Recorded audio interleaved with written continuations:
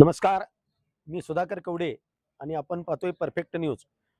पंढरपूर तालुक्यातील तुंगत या ठिकाणी गेल्या 2 दिवसापासून म्हणजे काल 15 ऑगस्ट पासून गावातील अवैध व्यवसाय बंद करण्यात यावे या मागणीसाठी ग्रामपंचायतच्या पदाधिकाऱ्यांनी उपोषणाचं आंदोलन या ठिकाणी केलेलं आहे आणि त्या आंदोलनाची दखल राज्य उत्पादन शुल्क विभागाने घेतलेली आहे.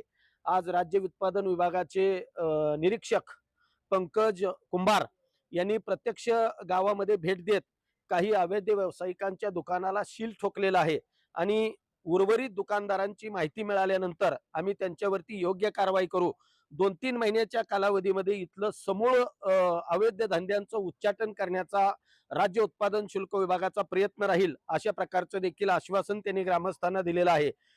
आणि ही सगळी प्रक्रिया सकाळपासून सुरू असताना पंढरपूर तालुका पोलीस स्टेशनच्या अधिकाऱ्यांनी मात्र या आंदोलनाकडे पूर्णपणाने पाठ फिरवल्याचं चित्र आपल्याला दिसतंय.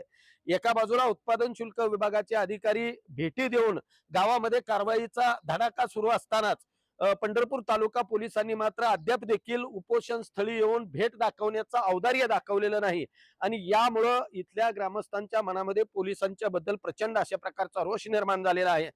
कुठल्याही परिस्थितीमध्ये पोलिसांकडून आणि राज्य उत्पादन शुल्क विभागाकडून ठोस निर्णय घेऊन उपाययोजना झाल्याशिवाय आम्ही उपोषण थांबवणार नाही, अशा प्रकारची भूमिका इथल्या ग्रामस्थांनी आणि पदाधिकाऱ्यांनी घेतल्याचं आपल्याला स्पष्टपणाने जाणवत.